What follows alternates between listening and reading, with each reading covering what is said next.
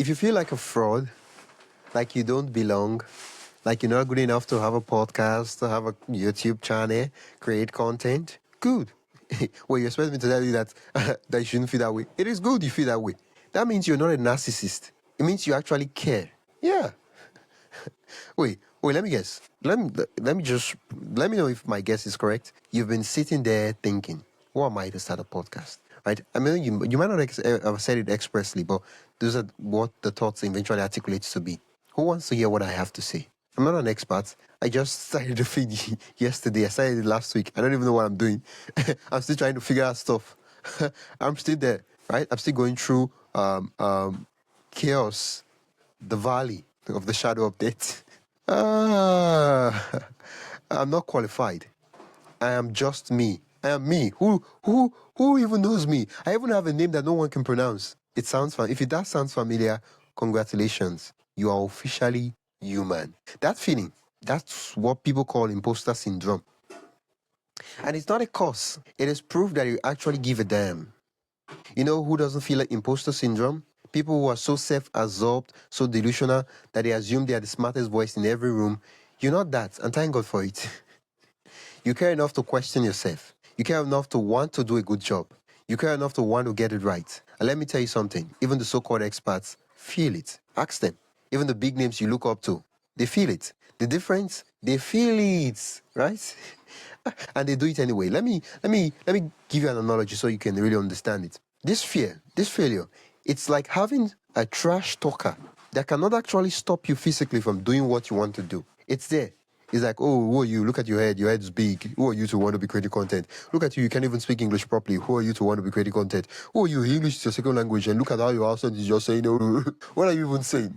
Right? But the thing is that realizing that eventually you get accustomed to this trash talker. So you're not like, so the trash talker is saying, and you're like, and you go on and you do what you need to do. Even though the trash talker is behind you, still talking and saying all the things once you can't silence the trash talker. All you can do is do what you want to do, regardless. And eventually, when you've done enough, more and more, what will happen is that you have ignorable evidence to prove, to show that you know what you're doing. I'll give an example.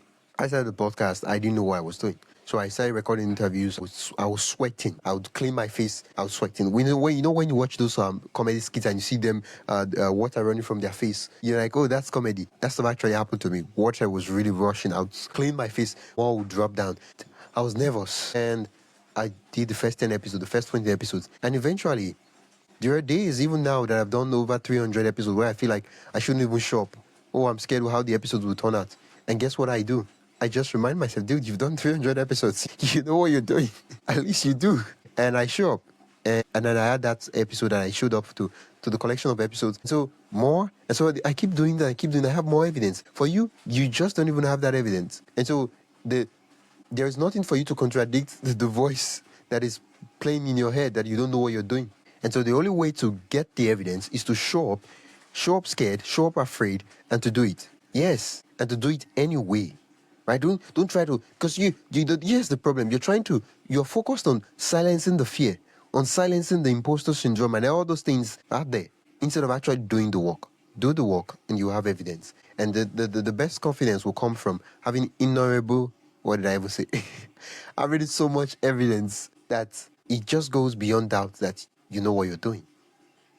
But for now, you don't have that evidence. And how do you expect? Think of it this way. If I tell you that to trust me, like trust me to do this, and you're like, okay, so have you done this before? Okay, let's say we're flying a plane, and I'm like, oh well, this is my first time flying a plane. What are you going to do? You're going to get scared, of course. But if like, oh yeah, I don't know what I'm doing, but this is my 200th time flying a plane.